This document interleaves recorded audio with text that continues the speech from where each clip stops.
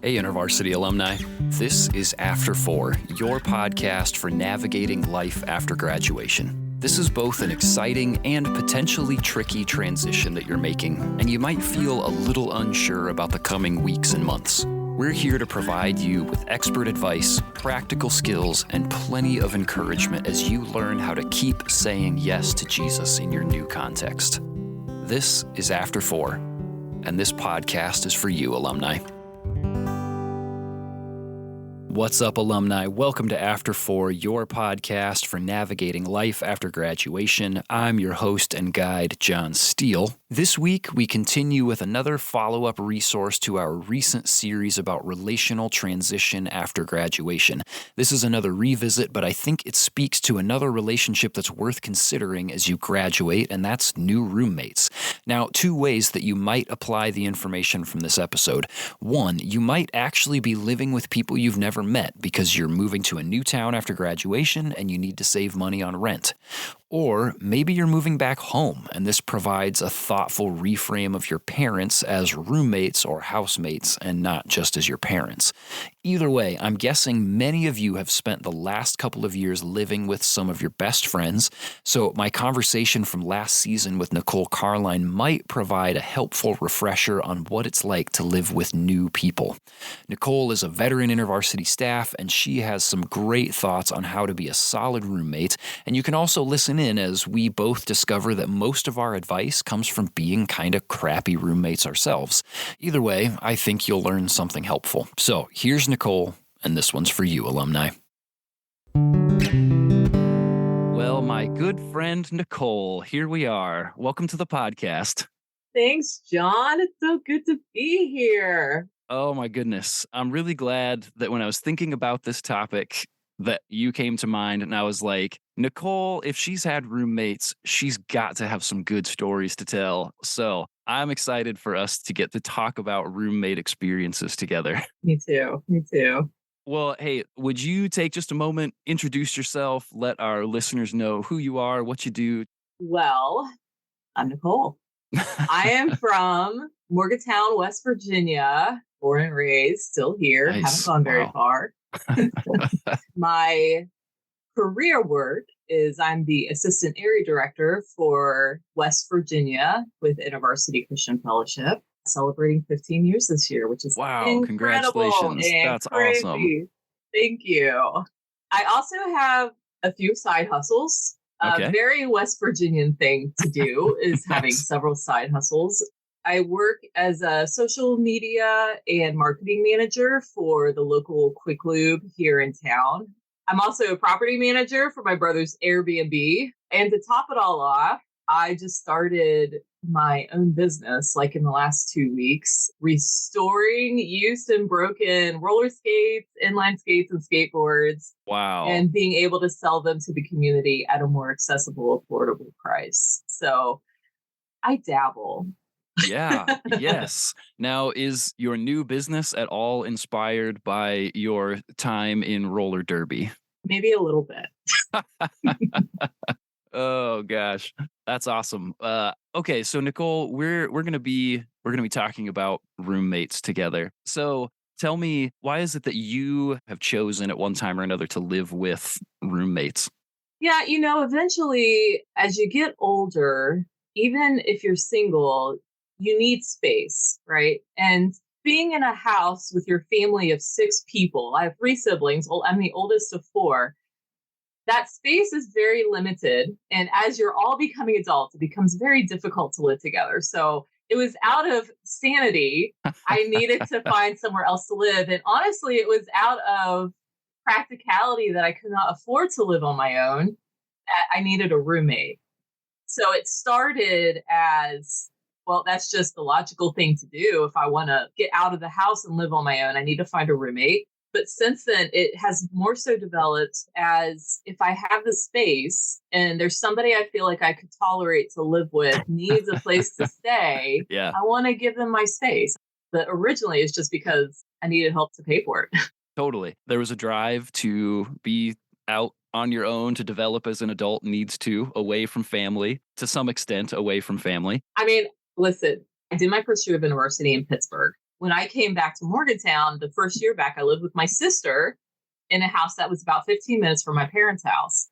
And then she had to move back home because she was going back to school. And I moved back on the hill I grew up on, a stone throw away from the rest of my family. But it was still my own space, right? Yeah. So I Yeah. didn't move very far. And even now, I'm only 7 minutes away from my entire family. So Right. it That's doesn't awesome. take much, but just a little bit of space. My reasoning for living with roommates after college, I moved to Minnesota to do my grad work. I lived by myself because I didn't know anybody. And actually, towards the end of my second year of grad school, I said, I just don't think I'm ever going to have a roommate again. The next time I live with somebody, if I get married, it will be with my spouse.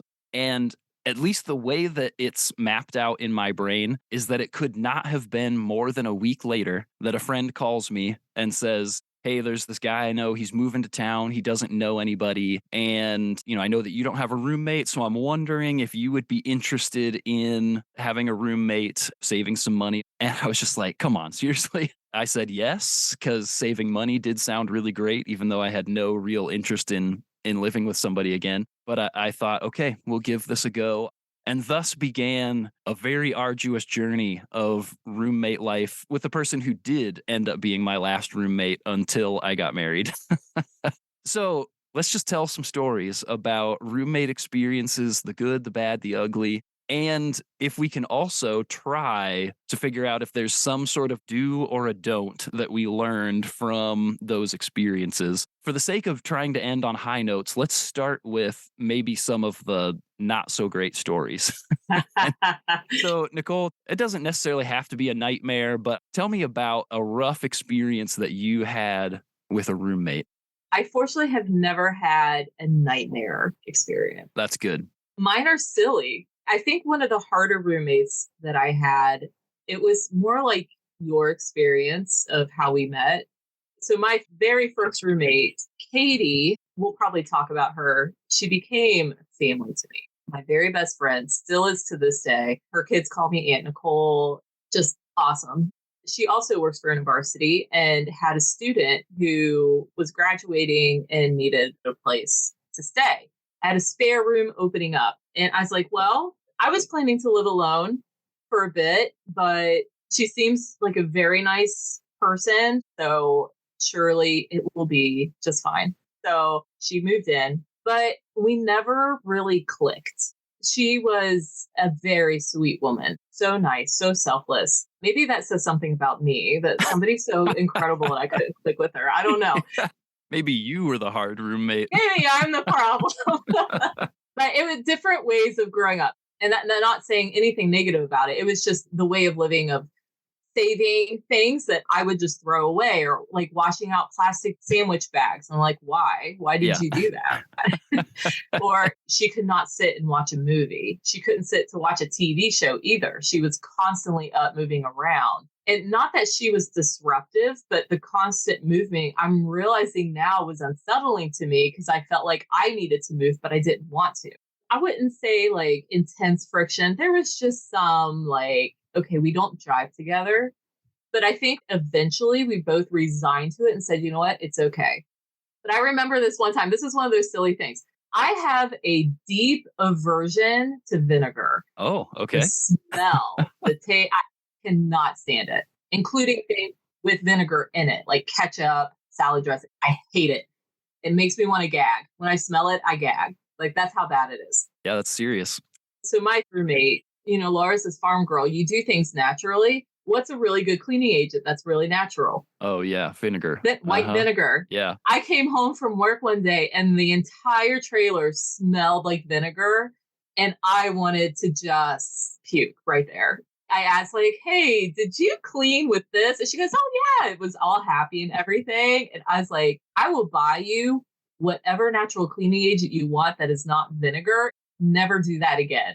She was so apologetic, but Of she course. didn't know. And any other issue I had was because of assuming. I remember she was starting to move out and I realized I was missing like half of my towels. And I was like, Laura, do you know where my towels went? She goes, oh, yeah, I took them to my house. I was like, Laura, those are my towels. She goes, well, you have so many of them. I didn't think that was big deal. And I was like, Gosh, Laura, bring my towels back. Those are my that's towels. that's Didn't hilarious. ask. Yeah, it was just silly things like that, really. They don't matter. Yeah, yeah. Is there like a do or a don't that you would say goes along with your experience with this person? Well, first, don't assume anything. That is helpful. We'll probably get into this later, but talking about things, essential. Setting up expectations, essential. Hmm. And if you feel like those expectations are being violated, even just a little bit, talk about it right then and there and nip it in the bud. Don't let Yes. it fester. Yes. And knowing it's okay that you don't have to be best friends with every roommate you have. Especially if you built your roommate cohort out of your like closest InterVarsity friends or the closest people from your program when you were in school, that might feel like a very different experience. That I could not have that kind of relationship with Laura was really hard for me to reconcile. But once I realized it was okay, it did help a lot. I think that's really helpful advice and definitely my experience as well. We were both introverts, both pretty conflict averse, and I think we both found home base to be very important. But because we didn't know each other, home base became these more secluded spaces. He also spent a lot of time in his room, and I spent a lot of time in the living room. But I lived there for almost a month before he made it to town. So I had kind of like set up shop and just was comfortable. I didn't do a good job of being hospitable. One of the stories that comes to my mind, a place that did not go well, where I did not handle conflict very well. It was late at night. I had been talking to my girlfriend on the phone, who's now my wife, Caitlin. And it was one of those where you're having a great conversation with somebody. You don't want to like pause it so that you can go to the bathroom and come back because just it interrupts the flow of your conversation. So I really got to go to the bathroom, but I'll just wait. We wrap up our conversation, say goodnight. I head into the bathroom and I realize that the toilet is clogged. Oh, I was like, this was not me. I did not do this. But no information was relayed that, hey, we've got a situation here. At that point, we also didn't own a plunger. oh no. So, what I did rather than talking to him is I drove to Walmart, went to the bathroom, bought a plunger. I also bought this frilly bow that you would put on a Christmas present and the receipt for the plunger. I don't know why I felt like it was his responsibility, but I was just mad over the situation. And so outside of the bathroom, I leaned the plunger against the door and I used the frilly bow to stick the receipt onto the plunger and left it there as just a little message of like, hey, when this kind of stuff happens, just go ahead and handle it. So the next day, I get up, the bathroom is working again. I go off to work. And when I come back from work, the plunger is nestled nicely in the closet in the bathroom. And the receipt and the bow for them are now laying on my bed. That was his response to me. We never spoke of it again after that moment. I certainly told lots of people about it, of course, making him out to be the bad guy. I was a complete moron in the situation. But that's how we handled conflict most of the time, was extremely passive aggressive, little gifts to each other and things like that. That is so funny.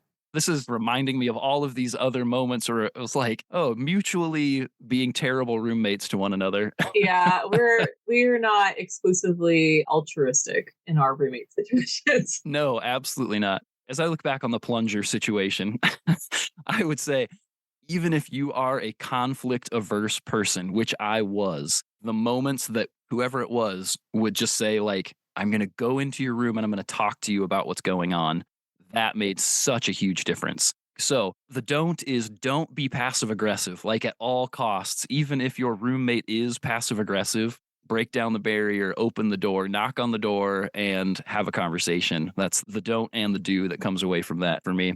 I think what made my very first roommate, Katie, who is my very best friend now, what made Katie and I work so well together, we had a year or two together as students at InterVarsity, and we were like the best non-friends that one could be.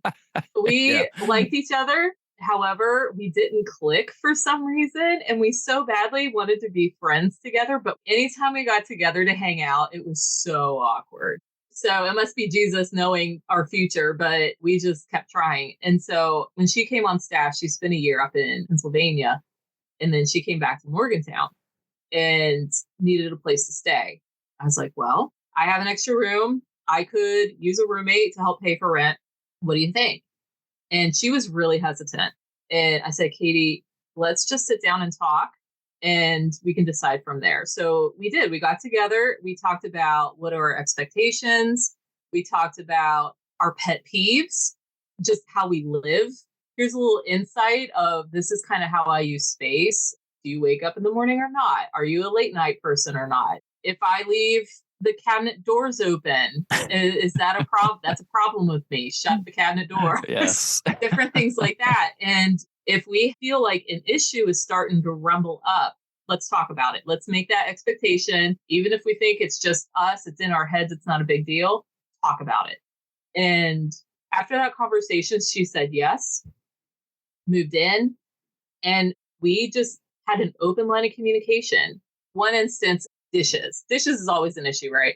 Growing up, my dad would make us wash the dishes, clean, and then put them in the dishwasher because it's the sterilizer. It's not actually a dishwasher. Any dish that had any little scrap of food on it, he would make us rewash it. Katie did not have the same level. I mean, she wouldn't leave huge chunks of food, but there would be little things of food, or God forbid, she left ketchup on a plate one time. Oh, no. And I refused to wash it. I just left it in the sink. And it was starting to get annoying to me. And I just talked to her. I was like, hey, Katie, I'm having a problem. Here is the core of why this is a problem to me. And I talked about how I grew up and the expectation of what a clean dish is and my hatred for ketchup. And we made a compromise that from here on out, she would rinse off ketchup. I would wash all the dishes and she would put them away.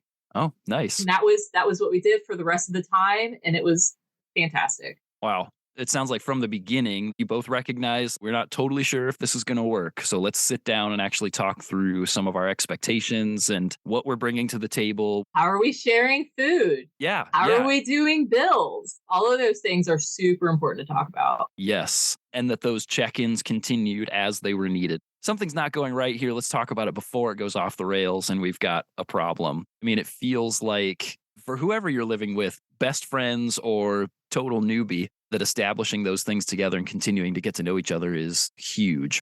As I think about one of the things that was most positive, even with the same roommate experience, is when we created something together. And it doesn't have to be that you're creating something together, but that we had a combined vision towards something that we were working together on. And it was unbelievable. We talked, we actually spent time together. And we actually made something that we were really proud of, that we wanted to invite other people in to experience with us. And at least for the season that we were doing that, when we had a combined vision towards a goal together, it was like, it feels like we're moving in the direction of friendship here. And like you said with Laura, you don't have to become best friends with this person. But is there something that does bring you together? It creates space for you to communicate. You know, once a week, we make and eat dinner together. We're having this collaborative experience. We're talking at the table, and then we go back to our own thing, but it makes sure that we are having a regular checkpoint together, and it makes it feel like we are people in the space together, not just roommates living in different rooms that pass each other in the hallway every now and then. Yeah, that is so good. Katie and I, there were two things that we did together that we had fun with. Both of us desired to run more. And I had this big whiteboard and we turned it into a calendar, but we didn't want just a boring, like, yay, we ran. So we made little stick figures of that day's run. Okay. So we would go and run and then we would come back and I had my dog. So we would make little stick figures of us with the dog in that date. And then the next day, if we found something interesting on the run, we would do like a little drawing of whatever it is. And then when one of us wasn't around, we come back and see what the other one had been doing because they continue. So same thing. We had that purpose together. We wanted to help each other be healthier, but we found a fun way to try to keep us accountable to do it. And the second thing, we made lists just for fun. So Okay. when we were bored, we would come up with lists like things to do when you want to procrastinate for work. And one of them was called Elevator Music to Hell. Like Kids Bop, Oh my really gosh, yes. cringy Christmas music. And we kept all these lists on the refrigerator. And every once in a while, we'll add to it. Just silly things like that.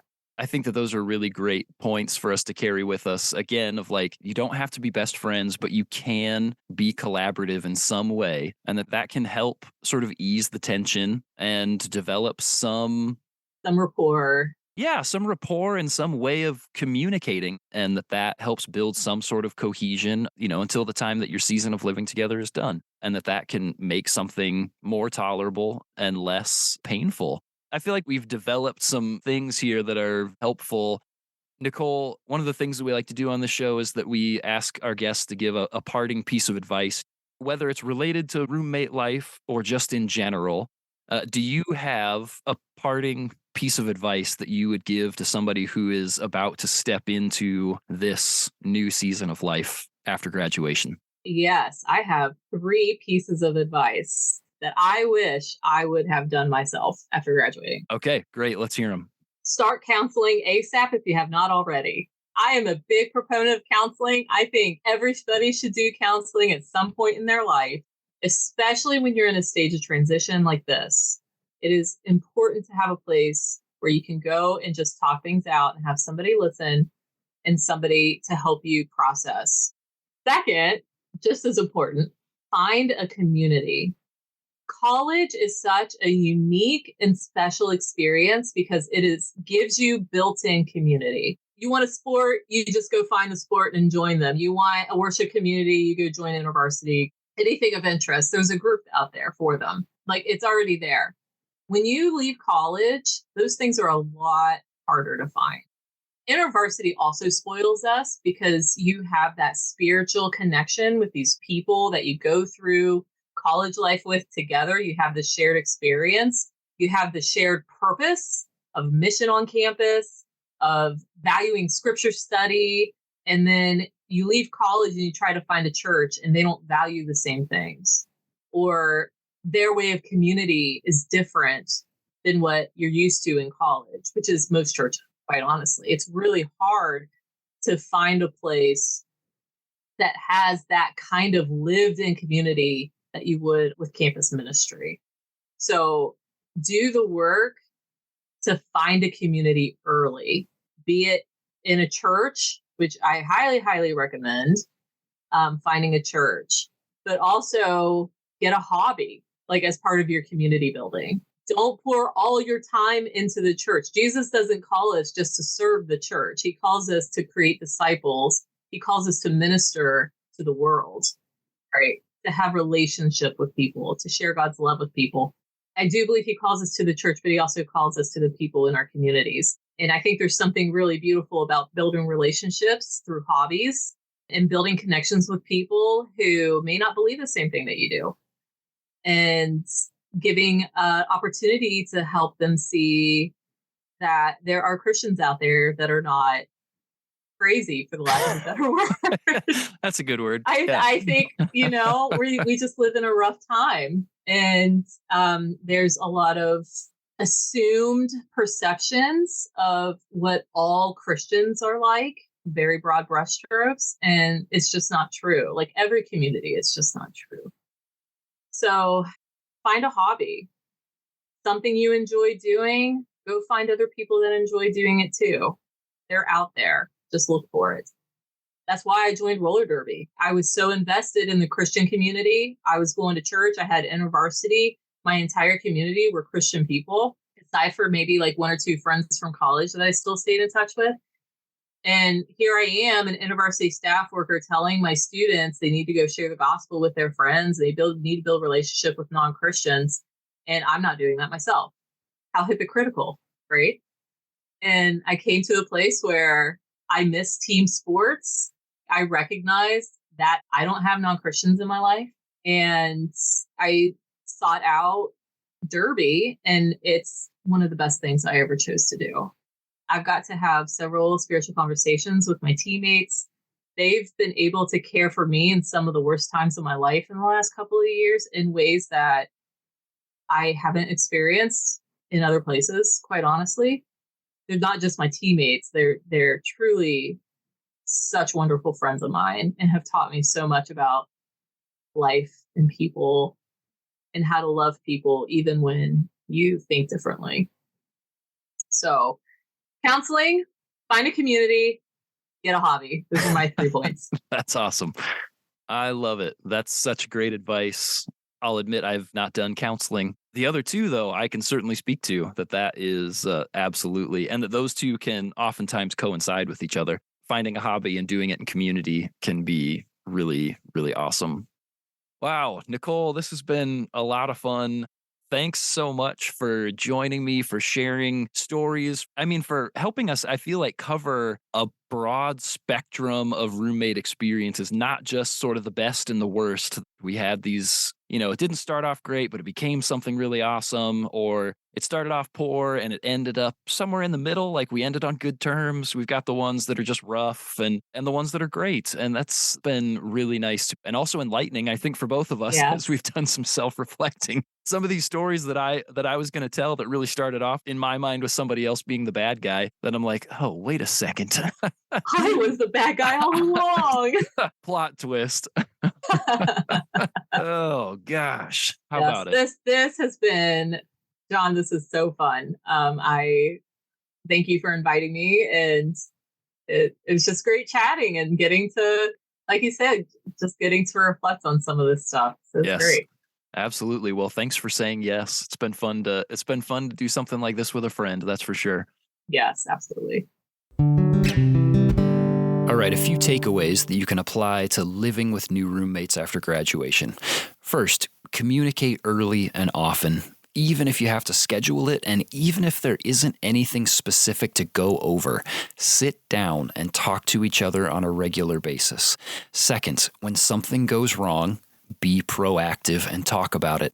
If you need a helpful tool for handling conflict, go back to our recent episode with Brian Laritz and jump to about the 19-minute mark. He gives a great format for handling a conversation where someone's been hurt or wronged. You can find a link to that in the show notes. Finally, it's okay if you're not best friends with your roommate, but find something you can do together so that you have a common purpose that you are regularly working toward together. Making the jump to living with different people after you graduate isn't easy, and for many of you, it may be a skill that feels a little rusty if you've been living with friends for a while. I hope that this revisit helps you feel a little more prepared for taking that big step after graduation.